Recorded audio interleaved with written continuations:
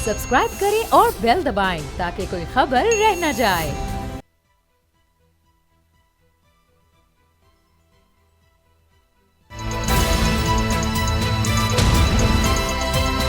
अब पता चला। बिस्मिल्लाहिर्रहमानिर्रहीम, अस्सलाम वालेकुम। मैं हूं मोहम्मद उसामा गाजी और आप देख रहे हैं अब पता चला। पीपल्स पार्टी का इल्ज़ाम है कि निगरान हुकूमत असल में नून लीग की हुकूमत है। इस इल्ज़ाम में सदाकत का तो पता नहीं, लेकिन अनवारुल हक काकड़ शहबाज शरीफ का तसलसल ज़रूर है। ये तबसरे सोशल मीडिया पर निगरान वज़ीर-ए-आज़म के दौरा अमरीका को लेकर हो रहे हैं। न्यूयॉर्क में काकड़ साहब ने IMF की खातून MD से मुसाफा करते हुए जैसे दोनों हाथों से इनके बाजू को पकड़े रखा, इसने शहबाज शरीफ की याद ताज़ा कर दी। लग यूं रहा था कि अगली किस्त की यकीन दहानी करवा कर ही छोड़ेंगे। आप सोचते होंगे कि कौन लोग हैं ये, कि आवाम भूखी मर रही है, कर्ज पर गुजारा हो रहा है और जनाब काकड़ भारी भरकम वफ्द लेकर अमेरिका पिधारे हैं और फिर वहां भी महंगे तरीन लग्जरी होटल में ठहरे हैं। मीडिया रिपोर्ट्स के मुताबिक इस होटल में एक रात क़याम का किराया लाखों रुपए है। ये शाखर्चियां देखकर ही IMF ने पाकिस्तानी हुकूमत को गरीबों पर रहम खाने का मशवरा दिया। क्रिस्टीना जॉर्जिया ने क्या कहा, जरा सुनिए। IMF की MD पाकिस्तानी हुकूमत को कह रही हैं कि वो गरीबों पर रहम खाए, इन्हें रिलीफ दे और अशराफिया से मजीद टैक्स वसूल करे। लेकिन यहाँ उल्टी गंगा बह रही है। बिजली के जालिमाना बिलों पर रिलीफ का मुतालबा सामने आया तो काकड़ सरकार ने यह बताने में 3 दिन लगा दिए कि IMF की मर्जी के बगैर कोई रिलीफ नहीं दिया जा सकता। मगर दूसरी तरफ मुफ्त बिजली की सहूलत खत्म करने की तजवीज़ आई तो निगरान वज़ीर-ए-आज़म ने फौरी तौर पर इस तजवीज़ को मुस्तरद कर दिया। ये निगरानों की ही नहीं, हर हुक्मरान की तरजीहात यही हैं। यहाँ रिलीफ सिर्फ अशराफिया के लिए है, इसीलिए मुल्क मुआशी मुश्किलात में घिरा है। एशियन डेवलपमेंट बैंक की रिपोर्ट है, अगर इसी साल इलेक्शन हो जाएं तो मुल्क की मईशत संभल सकती है। मगर इलेक्शन कमीशन ने इसी साल इंतखाबात को खारिजा से इम्कान करार देते हुए जनवरी 2024 में इंतखाबात का ऐलान कर दिया। क्या जनवरी में इंतखाबात आइन की खिलाफ वर्जी नहीं? इसी खबर से आगाज़ करते हैं। आज हमें ज्वाइन कर रहे हैं हाफिज़ एहसान अहमद माहिर है और सैयद मुजम्मिल शाह मेरे साथ हैं। हाफिज़ साहब, 90 नहीं तो 190 दिन चलेगा? बिस्मिल्लाहिर्रहमानिर्रहीम। उसामा भाई, ना 90 दिन है ना 190 दिन चलेगा। कॉन्स्टिट्यूशन के अंदर बड़ा क्लियरली लिखा है। सबसे पहले तो ये है कि इलेक्शन कमीशन ऑफ पाकिस्तान ने जो आज डेट अनाउंस की है कि जनवरी के लास्ट वीक के अंदर, ये एक अच्छा स्टेप है पाकिस्तान की पॉलिटिकल सिस्टम के लिए भी और पाकिस्तान के इलेक्शन सिस्टम के अंदर। चूँकि 9 अगस्त से जब से ये असेंबली को डिज़ोल्व किया गया था, उस दौर से लेके आज तक बहुत सारी कन्फ्यूजन थी और उस कन्फ्यूजन जो है उसकी तरफ ये एक बहुत बड़ा कदम है कि वो ख़ात्मा होगा उस चीज़ का। और वो कन्फ्यूजन है क्या थी? वो कन्फ्यूजन थी, कोई कहता था कि 224 के नीचे सिर्फ 90 दिन के अंदर इलेक्शन होने चाहिए, कोई कहता था कि नहीं 51(5) का प्रोसेस मुकम्मल हो तो फिर इलेक्शन होने चाहिए, कोई कहता था कि प्रेसिडेंट ऑफ पाकिस्तान को डेट देनी चाहिए, कोई कहता था कि नहीं प्रेसिडेंट ऑफ पाकिस्तान नहीं, इलेक्शन कमीशन ऑफ पाकिस्तान को जो है वो डेट देनी चाहिए। लेकिन जो बुनियादी चीज़ थी, कॉन्स्टिट्यूशन बड़ा क्लियर था, वाज़ेह था और हम बार बार इस पे बात भी करते रहे थे। नंबर 1 ये है उसामा कि अगर कोई असेंबली डिज़ोल्व होने से पहले को फेडरल गवर्नमेंट अपना टेन्योर के अंदर CCI जो है वो अप्रूव कर देती है सेंसस को, तो उसके लिए ज़रूरी ये है कि नए इलेक्शन से पहले है आपकी कॉन्स्टिट्यूंसीज़ जो उनकी डिलिमिटेशन प्रोसेस मुकम्मल हो और उस प्रोसेस मुकम्मल होने के साथ साथ आपका जो इलेक्ट्रल कॉलेज है उसके अंदर जितने वोटर उनको आप शामिल करें। चूँकि इस आपने देखा होगा कि 18 साल की उम्र के बहुत सारे लोग जो थे वो इससे पहले वोटर्स नहीं थे, अब उसके मेंबर बन गए हैं। दूसरा इसके अंदर बड़ा वाज़ेह था इस चीज़ के अंदर है कि अगर असेंबली को प्रेसिडेंट अपने ओन इनिशिएटिव पे डिज़ोल्व करे बगैर किसी एडवाइस के 58(2) के नीचे, जिसके अंदर ये है कि अगर प्राइम मिनिस्टर ऑफ पाकिस्तान के खिलाफ vote of no confidence succeed होता है और उसके बाद ये है कि नया नहीं आता तो वो इलेक्शन के लिए जाना पड़ेगा। तो आपने देखा कि ये 58(1) के था और बात फिर वही आई। तीसरी सिचुएशन उसके अंदर थी कि डेट देना किसका काम है, तो कॉन्स्टिट्यूशन के अंदर भी डेट देने का इलेक्शन कमीशन ऑफ पाकिस्तान का था और इलेक्शन एक्ट 2017 के अंदर भी था। अब ये सारी चीज़ें जो हैं वो क्लियर होकर सामने आ गई हैं कि अब इलेक्शन होंगे, जनवरी के अंदर होंगे और इलेक्शन कमीशन ऑफ पाकिस्तान ने अपना प्रेरोगेटिव कर लिया है। यानी आपका ख्याल है कि इलेक्शन कमीशन ने अपने इख्तियारात का बिल्कुल दुरुस्त इस्तेमाल किया है। हमें आबिद साकी साहब ने ज्वाइन किया है, बहुत सीनियर कानूनदान है। जी, मैं आप साहब आपकी तरफ दोबारा आता हूँ। मेंबर पाकिस्तान बार काउंसिल भी हैं और हाल ही में जिन लोगों ने मुलाकात की चीफ जस्टिस ऑफ पाकिस्तान से, जिन मतलब उसमें बॉडीज़ जो लोग थे उनमें आबिद साकी साहब भी थे। मुजम्मिल, आप चाहूँगा आप आबिद साकी साहब से सवाल करें। आबिद साहब, पहले तो ये बताइए, ये जो 90 रोज़ में इंतखाबात के प्रिंसिपल की बात हो रही थी, क्या ये वायलेट हो गया? इसके बाद इसमें तो डेट के लिहाज से तो कोई दो राय नहीं है, लेकिन आपको लगता है कि ये जो डीलिमिटेशन का सारा मामला शुरू हुआ वो एक बुनियादी वजह है जिसकी वजह से हमें ये एक्सेप्ट करना पड़ेगा कि चलें ठीक है जनवरी में हो रहे हैं लेकिन हो तो रहे हैं? हाँ, thank you very much sir. देखें इसमें ये है जी हाफिज साहब एक सेकंड, हाफिज साहब ये आबिद साकी साहब से सवाल किया। जी आबिद साकी साहब प्लीज कंटिन्यू कीजिएगा। देखिए इसमें ये तो सरीहन जो आइन का तकाजा था कि 90 दिन के अंदर इंतखाबात होने चाहिए, वो जो मैंडेट ऑफ द कॉन्स्टिट्यूशन है वो तो वायलेट हो गया है। अब इन्होंने ये लिमिटेशन के और डीलिमिटेशन के इश्यूज को ये एक प्रिटेक्स्ट के तौर पे इस्तेमाल किया है। जब सीटों में इजाफा नहीं हो रहा तो फिर डीलिमिटेशन के कॉन्सेप्ट के साथ ये कैसे एक्सटेंड हो सकती है, ये इलेक्शन कमीशन की डेट है। और फिर ये है कि इलेक्शन एक्ट 2017 जो है वो सबॉर्डिनेट लेजिस्लेशन है, आइन कुछ और कहता है, सबॉर्डिनेट लेजिस्लेशन और कुछ कहती है, तो फिर आइन प्रिवेल करेगा।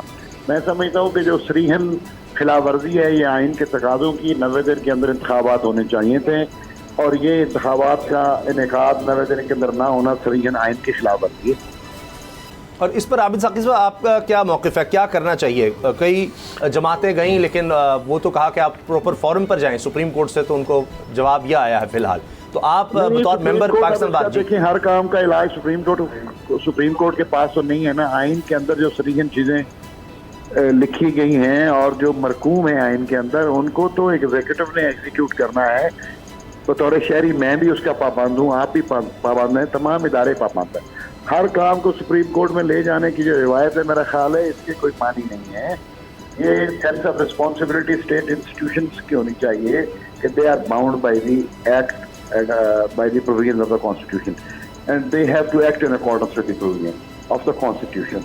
लेकिन हमारे यहाँ जो कि आइन की तकदीस का कोई ऐसा यानी रूब अमल निज़ाम नहीं है और हम जब चाहते हैं, पावर जब चाहती है उसको अपनी मर्जी के साथ टेलर करके, अपनी मर्जी के साथ सूटेबल अंडरस्टैंडिंग और इंटरप्रिटेशन करके उसको ऑपरेट करती है, तो which is not justified I think. तो सर आपकी बात दुरुस्त, लेकिन जब उस पर अमल नहीं हुआ, अब 90 दिन में तो इलेक्शन नहीं हो रहे, तो फिर अब एग्जीक्यूटिव भी नहीं चाह रहा, निगरान सेटअप भी नहीं चाहता, इलेक्शन कमीशन ने भी डेट दे दी, तो फिर आप और मैं या कोई कुछ नहीं कर सकता। फिर तो जब इलेक्शन कमीशन ने कह दिया, मेरा ख्याल है इसमें सुप्रीम कोर्ट के पास लोग जाएंगे, कुछ लोगों की पिटीशंस मेरा ख्याल चली भी गई हैं, नहीं है, तो उसमें अल्टीमेटली फिर सुप्रीम कोर्ट को मुदाखलत करना पड़ेगी। और देखें फिर सुप्रीम कोर्ट जो है वो किस तरह आइन को इंटरप्रेट करता है और क्या सूरत हाल करता है, then we have to follow. Okay sir आखिरी सवाल आबिद साकी साहब, आपकी चीफ जस्टिस से जो मुलाकात हुई उसमें आपके बारे में बड़ी खबरें आई, आपने कोई कहा कि जी अपने फैसले पर अमल दरामद कराएं, उसका उन्होंने एक और तरह से जवाब दे दिया। तो कैसी रही मुलाकात और क्या उम्मीदें आपकी? ये मुलाकात बड़ी अच्छी रही मुलाकात थी। ये जो केस मैनेजमेंट के इश्यूज थे असल में उसके मुताल्लिक हमारी ज़्यादा गुफ्तगू हुई और वही एजेंडा भी था। तो उन्होंने यकीन दहानी करवाई है कि जो लिटिगेंट्स के मसाइल हैं और जो पेंडेंसी है इसको वो अंडू करने के लिए जजेस के साथ मिलके हमारी तजावीज़ उनके साथ शेयर करके तो कोई मुस्बत लाए अमल मुरतब करेंगे। हम एक्सपेक्ट करते हैं कि काजी साहब कोई efficient delivery system of justice की तरफ कोई सीरियस कदम उठाएंगे जी। तो हमने अपनी तजावीज़ पेश कर दी हैं और साथ मैंने, जैसे आपको पहले ही पता है, मैंने अर्ज़ किया कि वो जो फैज़ाबाद धरना केस है उसकी इम्प्लीमेंटेशन भी करवाई जाए। और लाइटर साइड पे जज साहब ने फिर मुझे ये कह दिया कि अगर मैं नहीं करूँगा तो क्या आप धरना देंगे, तो मैंने कहा जी ज़रूर धरना देंगे। ठीक है, बहुत बहुत शुक्रिया आबिद साकी साहब, आईन कानून मारे आपने हमें वक्त दिया। हाफिज साहब से क्वेश्चन ऐसे ये सवाल है कि अब भी कुछ लोगों को खदशा है कि जो तारीख इलेक्शन कमीशन ने दी है इसमें भी डिले लेने के लिए अदालत से रजू हो सकता है। तो आपको लगता है ऐसी गुंजाइश बाकी है कि इस तारीख को भी चैलेंज करने की कोशिश की जाए और मज़ीद तवालत जो है वो देखें हम इस मामले में? मुज़म्मिल शाह साहब, मैं समझता हूँ कि पहले भी हमने जो रियल इश्यूज़ थे उनको जानते बूझ से हुए कि हमारा कॉन्स्टिट्यूशन क्या कहता है। अब आज तक किसी ने आपको ये नहीं कहा होगा कि 51(5) का जो प्रोसेस है उसके होते हुए आप 224 के नीचे 90 दिन स्टार्ट होते हैं और ये एक स्टेटेड पोजीशन है जो कॉन्स्टिट्यूशन की, लेकिन हम अपनी मर्ज़ी की इंटरप्रिटेशन जो करके कि एक आर्टिकल पढ़ते हैं दूसरे आर्टिकल को नहीं पढ़ते। अब भी ये है कि जो इलेक्शन कमीशन ऑफ पाकिस्तान को ये चाहिए था कि 9 अगस्त को जब असेंबली डिज़ोल्व करके वापस उनके पास मैटर आया था, तो ये 51(5) का जहाँ पे उन्होंने प्रोसेस शुरू किया था, उसी वक्त अपनी इंटेंशन क्लियर कर देते कि जी जब ये प्रोसेस मुकम्मल होगा हम उसके 54 डेज़ के अंदर इलेक्शन करवाएंगे, और डेज़ वही बनते थे जनवरी की। लिहाजा हम जो 1 माह 10 दिन इस प्रोसेस के अंदर रहे हैं और बड़ी बड़ी अजीब हमारी इंटरप्रटेशंस भी आई, और हमने बहुत सारी चीज़ें जो हैं वो ऐसी प्रिटेंड की उस चीज़ के अंदर कि जिससे सोसाइटी के अंदर एक कन्फ्यूजन क्रिएट हुआ। लेकिन अब ये है कि अब उन्होंने एक प्रेस रिलीज़ कर दी है। उस प्रेस रिलीज़ के अंदर उन्होंने 3 चीज़ें कही हैं। एक उन्होंने कहा है कि 27 सितंबर तक हम अपनी इंटरम लिस्ट फाइनल कर लेंगे, 30 नवंबर तक। दूसरा उन्होंने कहा है कि हम अपने जो फाइनल लिस्ट इलेक्ट्रल डिलिमिटेशंस की है वो कर लेंगे, और फिर उन्होंने कहा है कि 54 डेज़ चाहिए जो हमारा सेक्शन 57 कहता है इलेक्शन एक्ट का, उसके अंदर हम वो प्रोसेस शुरू कर लेंगे, और वो जो डेज़ बनेंगे वो 24, 25 या 26 या 27 जनवरी जो उस चीज़ के अंदर आएगी। तो लिहाजा अब हम इससे कन्फ्यूजन के अंदर नहीं जाना चाहिए, क्लियरली स्टैंस आया है और उस स्टैंस के मुताबिक इस मुल्क के अंदर इलेक्शन होगा। अब पॉलिटिकल पार्टीज़ का जो इम्पोर्टेंट है ना उसामा भाई, जी मुकम्मल करें बात। जी हाफिज़ साहब प्लीज़। वो इम्पोर्टेंट इस चीज़ के अंदर ये है कि अब अपने क्लियर मैनिफेस्टो के अंदर लेके आए। पाकिस्तान का सबसे बड़ा मसला जो है वो इकोनॉमी है, पाकिस्तान का सबसे बड़ा मसला जस्टिस है, गवर्नेंस है, आपके मुल्क के अंदर टेररिज्म है, सोशल वेलबींग का होना बड़ा मसला है। आपके मुल्क के अंदर फॉरेन डायरेक्ट इन्वेस्टमेंट नहीं आ सकती क्योंकि आपका डुप्लीकेशन ऑफ गवर्नेंस सिस्टम है। फिर ये है कि जो ट्रस्ट डेफिसिट है between the parliament and between the people of Pakistan वो है। उसके बाद सूबों और मरकज के दरमियान बड़ी कन्फ्यूजन चलती है इन कई चीज़ों के अंदर। तो इन पोलिटिकल पार्टीज को क्लियर कट इस मामले के अंदर आना चाहिए और अपने मैनिफेस्टो के साथ इलेक्शन कमीशन ने अगर तारीख दे दी है, चलें सब मान जाएं, मगर यह भी बात कही जा रही है कि जनवरी में खैबर पख्तूनख्वा के बाज़ इलाकों में इतनी बर्फबारी होती है कि वहां पर मुमकिन नहीं इलेक्शंस करवाना, तो ये फिर मार्च में चले जाएंगे। इस पर आप क्या कहते हैं? और इसके देखें जी चले इसका पहले जवाब दीजिए। देखें उसामा भाई, बात ये है कि जिस दिन अगर ये फाइनल डेट कर लेते हैं 30 नवंबर है, तो 30 नवंबर से आपको 90 दिन से ऊपर एक दिन भी नहीं जा सकता। अब अगर आप ये कहते हैं कि जनवरी के अंदर उन्होंने एक टेंटेटिव डेट दी है, तो जनवरी से लेके अगर वो 54 डेज़ का कह रहे हैं तो 35 डेज़ मैक्सिमम जो है वो इलेक्शन कमीशन ऑफ पाकिस्तान जो करेगा। लेकिन आपके सामने ये सारी सिचुएशन जो है वो 1 दिसंबर को आ जाएगी जब इलेक्शन कमीशन ऑफ पाकिस्तान अपना शेड्यूल जारी करेगा। अगर उन्होंने शेड्यूल जारी कर दिया आज के कमिट के मुताबिक तो फिर कोई कन्फ्यूजन नहीं होगी, और अगर उन्होंने कहा कि कुछ इलाकों के अंदर एक ऐसा है हमें 10-12 दिन आगे जाना चाहिए, वो भी आपके सामने सिचुएशन आ जाएगी। लेकिन कॉन्स्टिट्यूशन के अंदर ये है कि 51(5) का प्रोसेस मुकम्मल होने के बाद 90 दिन है, और 90 दिन से 1 घंटा भी इलेक्शन आगे नहीं जा सकता। और सर, जो इससे पहले हम देखा इलेक्शन कमीशन ने जो बहाने बनाए थे, उसका आप क्या कहेंगे कि जी अमन अमान की सूरत ख़राब है, आज उससे ज़्यादा ख़राब है, रकम नहीं मिल रही, रकम प्रोवाइड की जा रही, तब नहीं इलेक्शंस करवाए, अब वो मामला ख़त्म है, उस पर कोई नहीं कुछ पूछ सकता?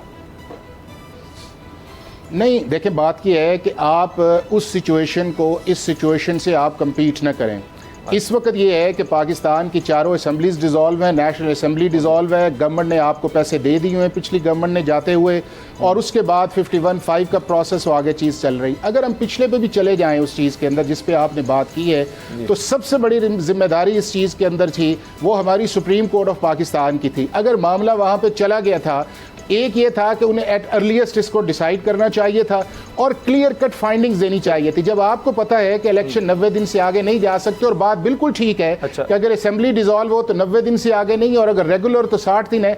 अगर आप सुप्रीम कोर्ट ऑफ पाकिस्तान की दोनों जजमेंट्स पढ़ लें, जो पहली दफ़ा आई जिसमें 14 मई के मुतालिक आया, और उसके बाद देखें जो दूसरी आई है जो 24 सफ़े हैं उसके ऊपर आई है, तो क्लियर कट किसी को भी उन्होंने हेल्ड रिस्पॉन्सिबल नहीं कहा।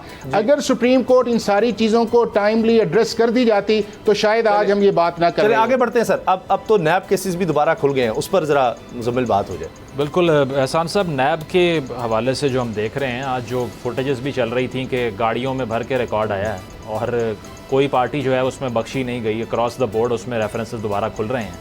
तो आपको क्या लगता है कि ये जो लास्ट गवर्नमेंट ने, आउटगोइंग गवर्नमेंट ने लेजिस्लेशन भी की थी नैब अमेंडमेंट लॉज के हवाले से, उसके बावजूद कोई भी चीज़ करटेल नहीं हो सकी, फिर से वही शख्सियात जो है वो निशाने पर आ चुकी हैं, तो ये कन्विक्शन से किया जा रहा है या पॉलिटिकल विच हंटिंग है? इसमें आपको लगता है कि फेयर ट्रायल्स होंगे अब, या इतनी कैपेसिटी है नैब की अगर उनका रिकॉर्ड देखें कि वो बिल्कुल बालाए ताक रख के सियासी वाबस्तगियाँ एहतसाब करेंगे इस बार?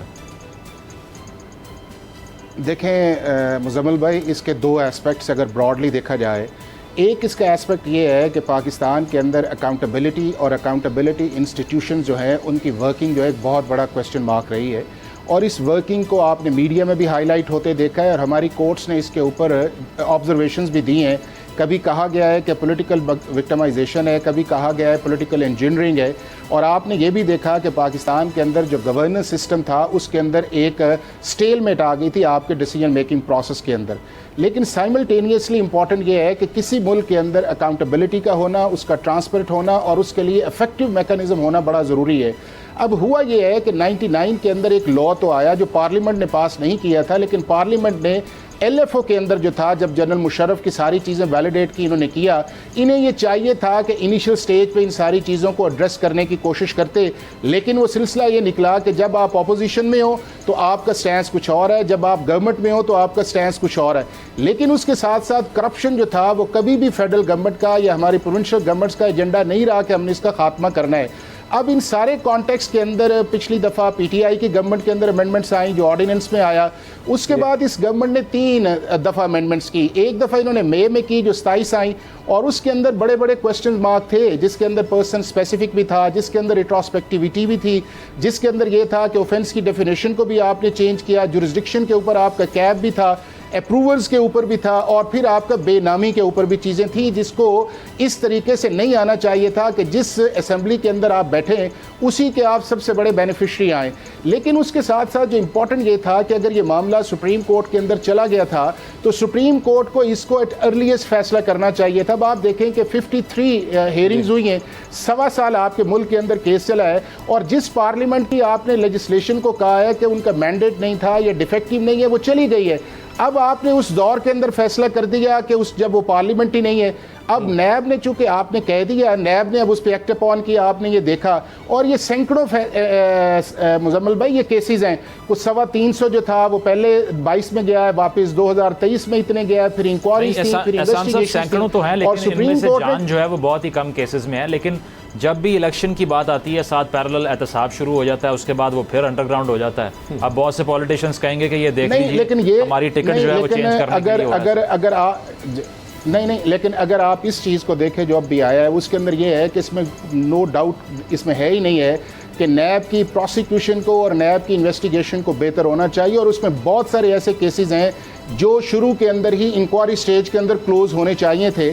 और इसके रिजल्ट्स भी आप देख लें कि नैब का जो कन्विक्शन रेट है वो आपके सामने ही है कि ये सारे लोगों के ऊपर जितने भी एग्जैजरेटेड अमाउंट के साथ आए उसका रिजल्ट्स आपने देखा है। लेकिन दूसरा उसके अंदर जो एक और इम्पॉर्टेंट फैक्टर है वो ये आया इस चीज़ के अंदर है कि अब अगर वो केसेस वापस गए हैं और वो वापस जो हैं वो पिछले चीफ जस्टिस ने जाते हुए भिजवाए हैं, अब इसके अंदर आप इशारों किनायों के अंदर किसी तरफ फैसला करें तो वो बात इसलिए नहीं बनती कि चीफ जस्टिस साहब ने बजाते खुद इस चीज़ के ऊपर एक ऐसा डिले वाला फार्मूला किया कि जिसके अंदर आप ये देखें कि 1400 के करीब जो दिन इसके अंदर क्या घंटे इसके अंदर लगे, आप इसको काउंट कर लें।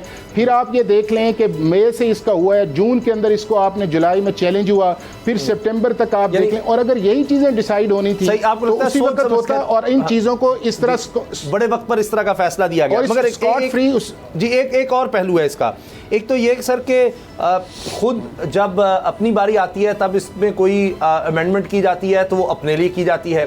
पहले भी कहा गया कि जी नैब नहीं होना चाहिए, लेकिन जब मौका था तब उसको ख़त्म नहीं किया। अब जाते हुए पहले कम की ताकतें, और फिर जब देखा कि अच्छा मुखालफिन के लिए जनाब बड़ा अच्छा ये मौका है तो चेयरमैन नैब को फिर बाइख्तियार करते हुए चले गए बाद में जो तरमीम की। तो इससे एक बदनीयती जाहिर होती है। फिर कौन कहता है कि आप तोशाखाने से गाड़ियाँ ले जाएँ, जो कि रूल्स में ही नहीं था। अब ये तो साफ नज़र आ रहा है, गाड़ियाँ ली भी हैं, आप उसके बाद अपने जाहिर भी किए हैं जी गोशवारों में कि जी हमने गाड़ियाँ ले ली हैं, रूल्स इजाज़त नहीं देते। ये तो बड़े वाज़ेह केसेस हैं, नवाज शरीफ, आसिफ जरदारी और यूसुफ रज़ा गिलानी के खिलाफ। फिर कौन कहता है इस तरह से लें? या वो हार जो था वो सिलाब ज़दगान का, वो भी पता लगा वो गायब हो गया, बाद में कहा हाँ जी हमने रख लिया था। तो ये तो बड़े ओपन एंड शट केसेस हैं कुछ इस तरह के। नहीं, देखिए बात यह है ना कि इसीलिए तो आया कि जब आपने उसकी जुरिस्डिक्शन पे कैब लगाया 500 मिलियन का, तो ये सारे के सारे केसेस थे वो नैब की जुरिस्डिक्शन से आउट हो गए, और जब वो आउट हो गए तो आपने आगे फोरम भी प्रोवाइड नहीं किया था। जब फोरम प्रोवाइड नहीं किया था तो वो सारे के सारे जो थे वो इन लिम्बो सिचुएशंस के अंदर आ गए और सब लोगों ने इससे एडवांटेज लिया। लेकिन इंपॉर्टेंट चीज़ ये है कि एक वक्त होता है फैसला देने का, और वो फैसला देने का वक्त उसी वक्त होता है कि अगर आपके सामने इस तरह की लिटिगेशन आए कि जिसके अंदर आपको भी पता है, ये सबको पता है कि इसके अंदर कुछ लोगों को बेनिफिट्स हो रहे हैं, तो आप उसकी एग्जीक्यूशन को स्टॉप करें। सुप्रीम कोर्ट को ये चाहिए था कि जब ये हेयरिंग हुई, 2-3 हेयरिंग्स के बाद आप ये कहती कि जी जहाँ जहाँ जो चीज़ पड़ी हुई है वो पड़ी रहे और हम इसका फैसला जो है वो अगले 30 दिन के अंदर कर देंगे। ये नहीं हुआ। अब दूसरी जो चीज़ मैं आपको बताऊंगी, एक चीज़ हकीकत है कि जितनी देर तक हम अपने मुल्क के अंदर फेयर किस्म की लेजिस्लेशन नहीं लेके आएंगे, ये पर्सन स्पेसिफिक भी चलता रहेगा। और इसका हल है और वो ये है कि जिस तरह दुनिया के बड़े बड़े ममालिक ने अपने जितने भी वाइट कॉलर्स क्राइम है उनके लिए ऑर्गेनाइज्ड एजेंसीज बनाई हैं, जिस तरह बरतानिया ने नेशनल क्राइम एजेंसी बनाई है, इस तरह यूएसए ने भी बनाई है। हमें चाहिए कि एक नेशनल लेवल पे एक एजेंसी हो जिसका काम ये हो कि पूरे मुल्क के अंदर, चाहे क्रॉस द कंट्री हो, उसका मैंडेट हो, उसकी इंटरनेशनल कोऑपरेशन उसके अंदर आए, उसकी परमानेंट इन्वेस्टिगेशन होनी चाहिए, परमानेंट उसके अंदर प्रोसिक्यूशन के लोग आने चाहिए, और उसके अंदर जो डिसीजन मेकिंग का प्रोसेस है वो एक बोर्ड के ज़रिए जाना चाहिए। किसी एक शख्स को एक्सक्लूसिव इख्तियार नहीं देना चाहिए ताकि उससे अनब्रिडल डिस्क्रिशन ना हो। जिस तरह अभी हमने पार्लियामेंट ने उसके डिस्क्रिशन को, चीफ जस्टिस की डिस्क्रिशन जो थी बेंच कॉन्स्टिट्यूशन की, उन्होंने बस 1+2 किया है। तो बिल्कुल हो सकता है इस चीज़ के अंदर कि आप बोर्ड की शक्ल की एक ऑर्गेनाइजेशन बनाएं, वहाँ के ऊपर चीज़ों को आप सिंथेसाइज करें और उसके बाद लेके, और दुनिया के आपकी अंदर तजवीज़ बहुत अच्छी, आप सब बहुत अच्छी तजवीज़ है, लेकिन सोच के साथ साथ पहले कहा गया जी नैब बन रहा है, लेकिन उसके बाद हमने उसको भी पॉलिटिसाइज होते देखा। तो ये एक चेक एंड बैलेंस का मामला जो है ये हमेशा हमारे यहाँ कंट्रोवर्शियल हो जाता है। हाफिज़ एहसान अहमद साहब, सीनियर कानूनदान, हमें वक्त दिया आपने, बहुत शुक्रिया। ब्रेक लेंगे, न्यूज़ अपडेट्स हैं, उसके बाद बात करेंगे कि आखिर शहबाज शरीफ साहब एक ही दिन सिर्फ रुके पाकिस्तान और फिर क्या पैगाम लेकर मियां नवाज शरीफ साहब के पास गए हैं। क्या फिर से कैंसिल हो रही है वापसी? और मुजम्मिल जो बात करते रहे कि उनको मुश्किल लग रहा था पहले दिन से ही 21 अक्टूबर, क्या अब फिर से मुजम्मिल सच साबित होंगे? इस पर ब्रेक के बाद बात करेंगे। अब पता चला 21 अक्टूबर की तारीख आई, अब फिर वो भी मशकूक नज़र आ रही है। मियां नवाज शरीफ साहब 4 साल हो गए इलाज के लिए मुल्क से बाहर लंदन में हैं और बताया गया कि वो अब आएंगे, कई दफ़ा तारीख दी गई, लेकिन 21 अक्टूबर की तारीख को बहुत ज़्यादा पब्लिसाइज़ किया गया, तैयारियां भी शुरू हो गई और हत्ता कि शहबाज शरीफ साहब तकरीबन 1 महीना गुजारने के बाद लंदन में वापस आए इसलिए कि तैयारियों को हतमी शक्ल दी जाए। और यहाँ आए, मंगल के दिन आते हैं, मंगल की सुबह, और फिर बुध को वापस उनको बुला लिया जाता है लंदन।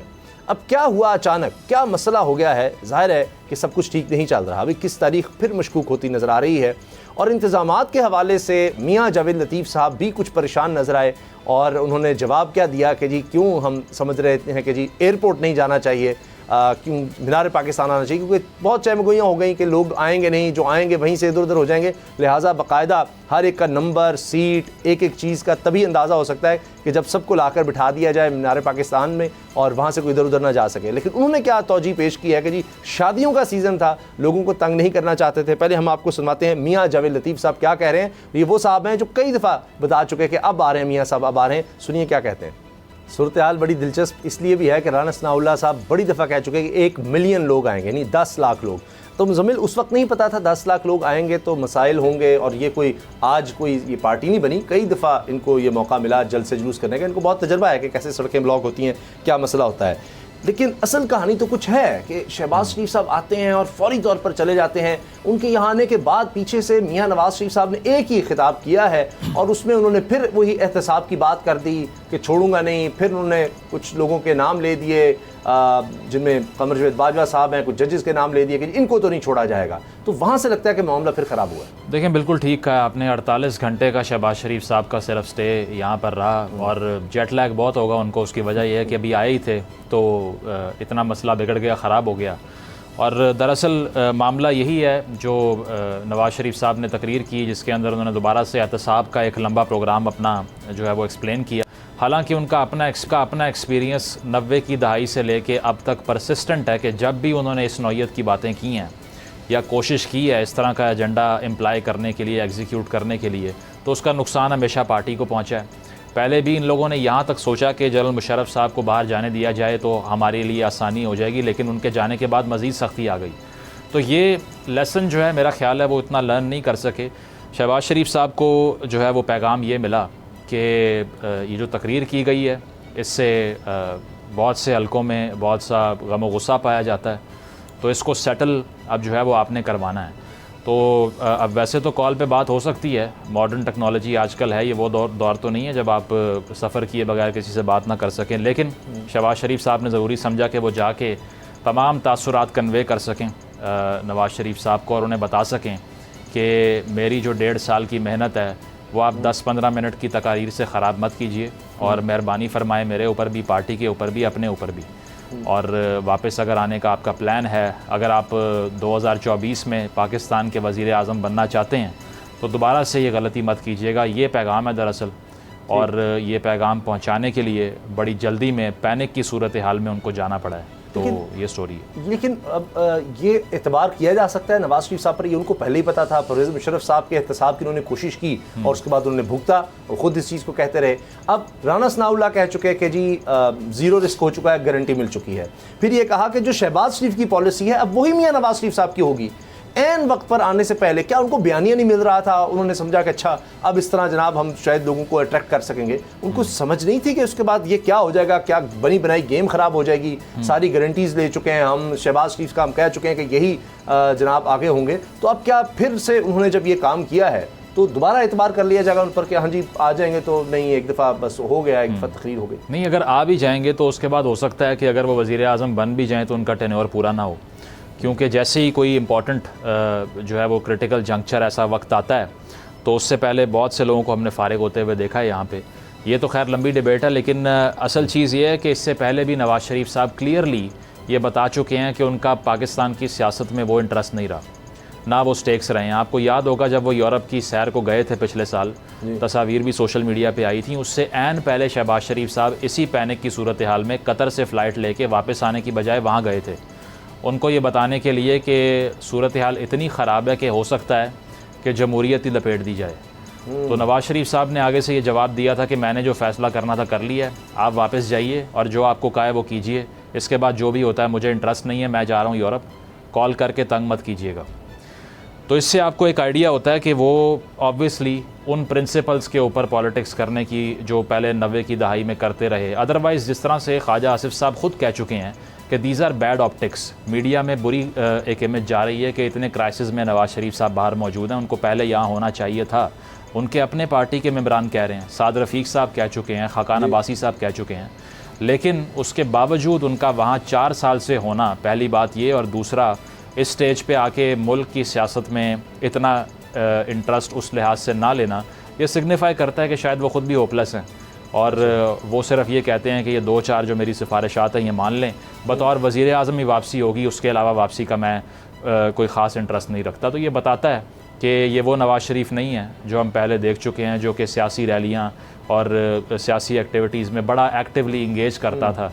अब शायद इस नवाज़ शरीफ ने ये कंक्लूड कर लिया है कि अगर मैंने इक़्तिदार की कुर्सी पे आना है तो बिल्कुल भी ज़रूरत नहीं है एक्टिविज़म की, उसमें सिर्फ चंद सिफारिशात की बात है, अगर वो मान ली जाए तो मैं वापस आ जाऊँगा। अब इसमें फैसल वाडा साहब ने बहुत ज़्यादा तनकीद की है कि जी अब इनको क्यों याद आ रहा है एक्सटेंशन फिर जनरल कमर जावेद बाजवा को सब कुछ होने के बाद, क्योंकि इससे बहुत पहले ये बात हो गई थी, कुछ साल पहले गुजर गए थे पनामा लीक्स को और ये जी बेंच को और सब। क्या कहा है फैसल वाडा साहब ने, ज़रा देखिए। और दिलचस्प बात यह है कि मियाँ नवाज शरीफ साहब ये भी कह रहे हैं कि मैं लिख कर देने को तैयार हूँ, तहरीरी तौर पर गारंटी कि जी 4थी दफ़ा वज़ीर आज़म मैं हूँ, लेकिन साथ ये बातें भी करते हैं और उस पर फिर आपने सुन लिया फैसल वाडा साहब क्या कह रहे हैं। देखिए, इसमें तो इम्पोर्टेंस फैसल वाडा साहब की गुफ्तगू की इसलिए होती है कि वो अपने साथ साथ एक स्पेसिफ़िक माइंडसेट की नुमाइंदगी भी करते हैं, इसीलिए उनकी बात को बहुत लाइट लेना जो है वो मेरा ख्याल है ये गलती हमें नहीं करनी चाहिए। और की वजह में हम शेख रशीद साहब का भी कह सकते हैं, इसी तरह ही थे बिल्कुल। और खुदा न खास्ता ये ना हो कि किसी दौर में शेख रशीद साहब के साथ जो आज हो रहा है वो किसी और के साथ भी हो जाए। लेकिन वो काफ़ी दहाइयों के बाद ही हुआ है, अब मेरा ख्याल है वो भी 80 साल के करीब उनकी उम्र है, लेकिन वाडा साहब अभी यंग हैं तो मे भी अभी इनके पास कुछ दहाइयाँ हैं। खैर सही है, लेकिन इनका वाडा साहब ने ये बात बड़ी क्लियरली बताई है। अब तो फिर शायद इससे ज़्यादा हार्श टोन पिछले महीने थी जब उन्होंने ये कहा था कि तमाम पार्टीज़ ही फारिग हैं, जी जी। किसी एक पार्टी की में भी वो दमखम नहीं है कि वो आके मुल्क के मामलात को चला सके। तो साफ कह रहे हैं 18 का टोला मोस्ट वांटेड, ये पिछली काबीना को कह रहे हैं, अब एहतसाब भी शुरू हो गया, तो इसलिए फिर उनकी बात को इंपॉर्टेंस तो ये देनी कुछ कन्फ्यूजन जो है ये बाकी रहती है। पीपल्स पार्टी के जो गिले शिकवे हैं सारे लेवल प्लेइंग फील्ड से मुतल्लिक, वो अपनी जगह एक तरफ, लेकिन नून लीग के अंदर भी अभी कुछ अभाम बाकी है कि क्या हमारे साथ जो गारंटीज तय हुई हैं वो भी मुकम्मल होती हैं या नहीं होती। पीपल्स पार्टी के साथ तो जो होना था वो हो चुका है, और उसकी वजह ये है कि आप देख चुके हैं कि उनको कमिटमेंट्स बहुत सी जो हैं वो नहीं पूरी हुई। बहुत से सियासी लीडरान साउथ पंजाब के और जगहों के, उन्हें एक्टिवली ये मैसेज पहुंचा दिया गया कि आपने पीपल्स पार्टी में शामिल नहीं होना, ठीक है। आप इसके अलावा नून लीग में जा सकते हैं, या फिर अगर कहीं और जाना है तो आपको वो उसका इल्म हो जाएगा बाद में, लेकिन पीपल्स पार्टी वाला दरवाज़ा अपने लिए बंद समझिए। इस बात का गुस्सा पीपल्स पार्टी ये कहकर निकाल रही है कि निगरान सेटअप में कुछ लोग नून लीग के हैं, जो कि आपको भी पता है कि उसकी कोई वक़्त नहीं है, क्योंकि निगरान सेटअप की ओवरऑल जितनी पॉलिटिकल विल होती है, जितनी वक़्त होती है, वो कॉन्स्टिट्यूशनली भी नहीं होती। अगर आप इनकी बात करें कि एक दो ब्यूरोक्रेट हैं नून लीग के, तो आपके भी जिलानी साहब फॉरेन मिनिस्टर लगे हुए हैं। इस तरह तो आपको भी कह सकते हैं कि चले एक आदमी तो आपका भी है वहाँ पे। अच्छा, जिस पोस्ट पे बिलावल थे उन्होंने अपना बंदा उधर कर लगा दिए और कह रहे हैं कि हमारा कोई रिप्रेजेंटेटिव नहीं है, हालांकि है। तो ये चीज़ है कि वो कहते हैं ना कि वो बेसिकली वो कवर अप है, और कवर अप इसी बात का है कि गिला नून लीग से नहीं है, गिला उन कमिटमेंट्स के वायलेट होने से है जो कि उनको दी गई थी। तो ऑब्वियसली उसी का वो गुस्सा दिखा रहे हैं और इज़हार कर रहे हैं उस बात का, क्योंकि बिलावल साहब को लेकर जो हाई होप्स थी पीपल्स पार्टी की कि 2024 बिलावल का साल है, वो धड़ाम से नीचे गिरी हैं, और अब उन्हें 2028 की बात बताई जा रही है जिस पे वो खुश नहीं है। और अब हम देख रहे हैं राजा परवेज अशरफ साहब को तो बुलावा भी आ गया, नायब अदालत ने बुला भी लिया है। मरियम नवाज साहिबा भी गई हैं, अगरचे उनका पहले प्लान था, कहा जा रहा है बेटी के कोई एडमिशन का मामला था, कुछ इस तरह का था। तो मरियम नवाज साहिबा तो कहती थी कि जी मुझे पता है वो रास्ता बड़ा आसान है, बस उसके लिए कुछ ऐसा करना पड़ता है, वैसा करना पड़ता है, वो आसान रास्ता है। तो क्या अब मरियम साहिबा आसान रास्ते पर ही चल रही हैं चचा के साथ साथ, या वो भी वो अपने वालिद की तरफ जा सकती हैं? उनके बारे में भी शुक्र को शुबात है शायद। नहीं, उसमें तो हो सकता है किसी की राय कुछ और हो, लेकिन पिछले साल से ही हम जो बल्कि पिछले 3-4 महीने में मरियम साहिबा की पॉलिटिकल एक्टिविटी ऑलमोस्ट ना होने के बराबर रही है, सिवाय 1-2 जलसे जो उन्होंने किए या पार्टी कन्वेंशन से खिताब किया। तो उससे आइडिया यही होता है कि वो दुबई में जो सारी गुफ्तगू हुई थी उसके बाद शायद उनको ये क्लियर हो गया कि चलें अब जो टॉप 2 ऑप्शंस हैं उन दोनों में मैं नहीं हूँ, या तो नवाज़ शरीफ साहब होंगे या उनके लिए या और लोगों के लिए in the worst case scenario Shahbaz Sharif साहब होंगे। तो इसमें चूँकि मेरा डायरेक्टली इतने स्टेक्स इन्वॉल्व नहीं है तो इसलिए खामोशी बेहतर है शायद, और वो इसलिए भी बेहतर है कि शहबाज शरीफ साहब की तरफ से रिपीटेड एफर्ट्स की जा रही हैं कि अभी खामोशी ही इख्तियार कीजिए, क्योंकि मोमेंटम बन चुका है, गारंटीज़ भी मिल चुकी हैं। इसके अलावा हमारी तरफ से एक इमेज भी बन गया कि हमसे करीब कोई नहीं है आपके साथ, तो इसको ख़राब मत कीजिए, पार्टी स्पॉइल ना करें। तो मरियम साहिबा उससे पहले जो 2-3 साल पिछली गवर्नमेंट के अंदर PTI के दौर में जो बयानियाँ इख्तियार कर चुकी थी, एकदम से उस पर 180 डिग्री का शिफ्ट लेना बहुत मुश्किल है, इसीलिए शायद खामोशी बेहतर थी उनके लिए। और उन्होंने अब सिर्फ ये कहा है इंतकाम ही नहीं लेना, किसी से इंतकाम नहीं, वो इस तरह की बात कर रही हैं। लेकिन इस सब सूरत हाल है कि जैसे मियां नवाज शरीफ साहब की 21 अक्टूबर की वापसी फिर थोड़ी मशकूक हो गई है, कुछ आगे पीछे फिर से हो सकता है, लेकिन एक साहब आ रहे हैं वापस, और वो है राजा रियाज साहब। अभी हाल ही में नून लीग में शामिल हुए हैं, और देखिए वो क्या पैगाम दे रहे हैं इस कौम को, सुनिए जरा। नहीं, मियाँ साहब आए ना आए, राजा साहब आ रहे हैं, और ये वो साहब हैं जिनके हवाले से शहबाज शरीफ साहब ने खड़े होकर कहा तकवीत मिल गई, अब नून लीग को बड़ी ताकत मिल गई है, तो वो तो आ रहे हैं, तो इनका शान शान तो इस्तकबाल मुजम्मिल कम से कम होगा। उसामा साहब, उन्होंने जो एड्रेस बताया, पहले आप बताएं आप जाएंगे या नहीं, क्योंकि ये बहुत ज़रूरी है। मेरा तो ज़्यादा मुश्किल लग रहा है, उसको रिपोर्ट ज़रूर कर देगा, उसके बाद ज़रूर कर लेंगे कैसा शानदार इस्तकबाल होता है। कहते हैं ना सियासत, तो नून लीग का आ रहा है ना, अब तो एक नून लीग की तरफ से इस्तकबाल होगा। बिल्कुल, वो सियासत के सीने में दिल नहीं होता, वो कहते हैं ना। तो इनका अगर पुरानी फुटेजेस मुझे याद आ रही हैं जिसमें राजा साहब खरवाया करते थे कि सड़कों पे घसीटने की आपने बात की थी, मैं आपको सड़कों पे घसीटूंगा और चौराहे में दफनाऊंगा, ये वर्ड टू वर्ड अल्फाज राजा साहब के नून लीग की क़यादत के बारे में थे। और आज वो प्राउडली इसी वीडियो फॉर्मेट पे आके ऐलान कर रहे हैं कि मैंने नून लीग ज्वाइन कर लिया, आप सबको मुबारक हो और अब मेरा इस्तकबाल कीजिए। तो अगर आपने इसमें नज़रियाती सियासत ढूंढनी है और अगर आपको मिलती है तो मुझे भी ज़रूर बताइएगा। ये अब इस सब के साथ, इस बैगेज के साथ, ये जो जिस तरह के लोग अब शामिल हो रहे हैं, राजा रियाज साहब का, दीगर का, नूर आलम साहब हैं और बहुत से हैं जिनको पहले भी पंजाब में शामिल किया गया, वो कोई अच्छी कारकर्दगी दिखा सके, वो ज़िमनी इलेक्शंस हार गए और उसके बाद फिर हमने देखा है क्यास देखा, हमजा साहब की जगह फिर रिजलाई साहब आ गए। तो ये नून लीग इस वजह से भी लगता है कि वो ग्राउंड रियलिटी से बिल्कुल फ़र्क है। वो कहते हैं छोड़ दो, ऊपर से ही काम करो, वहीं से बात चीज़ बना लो, वोट डाल जाएंगे उनकी। क्या बिल्कुल, ये आपने बिल्कुल सही बात की है कि वो मैस पॉलिटिक्स उस तरह की जो आवाम की एक नर्व पे हाथ रख के ये देखना कि आवाम क्या चाहते हैं, शायद उससे वो तंग आ चुके हैं या उनको उम्मीद नहीं है उससे। अदरवाइज़ ये कितना नेगेटिव एस्पेक्ट और कितना नेगेटिव ऑप्टिक्स है, आप ख़ुद बताइए कि एक इस शख्स को आपने अपोजिशन लीडर के तौर पे पिच किया और आपने सारे मुल्क को बताया कि ये हकीकी अपोजिशन करेंगे। इसके अलावा हमारी इनके साथ मुशावरत हो रही है कि निगरान वज़ीर आज़म कौन सा होना चाहिए, और इवन इख्तलाफात भी हो रहे हैं। राजा साहब मान नहीं रहे, उनको कन्विंस कर रहे हैं शहबाज शरीफ जाके, और वो उनको मिलने का टाइम नहीं दे रहे। अचानक से 2 महीने बाद वो पार्टी में शमूलियत का ऐलान कर देते हैं।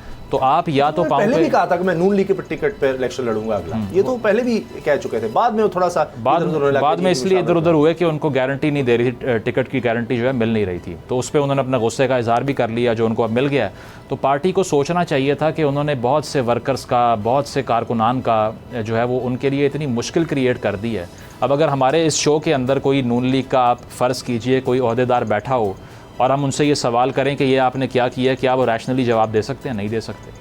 तो ये पार्टी के लिए मुश्किलात क्रिएट करती है लीडरशिप इस तरह के फैसले करके। वहाँ की कॉन्स्टिट्यूंसी में उन लोगों का क्या कसूर है जिन्होंने मुश्किलात सही हैं? बिल्कुल, आप उनकी जगह ऐसे लोगों को लाकर बिठा देंगे सिर्फ ये कि जनाब वो सियासी जोड़ तोड़ और उस वक्त वो ज़रूरत थे, तो ये सब करके वोट कैसे डलवाएंगे? मसला ये है। मियाँ साहब आ भी जाते हैं, मियाँ नवाज शरीफ साहब आ जाएं, बहुत बड़ा वो यहाँ पर लोगों को इकट्ठा भी कर लें, एक दफ़ा इकट्ठा किया जा सकता है, बसें भर के लाएंगे। वो तमाम खबरें छप चुकी हैं कि हर एक टिकट होल्डर जो है या उम्मीदवार है, MNA MP रहा है, उस सबको बता दिया इतने लोग लेकर आओगे, उसको हर जगह का एक प्लॉटिंग की जाएगी, ये कुर्सियां उसके लिए वहां पर नंबर्स अलॉट होंगे, और कि जी इतने लोग आप लाएं, इतने लोग आप लाए हैं, कम हुए तो ये मामला चलेगा, आपको टिकट नहीं मिलेगी। वो सब बातें हुई हैं।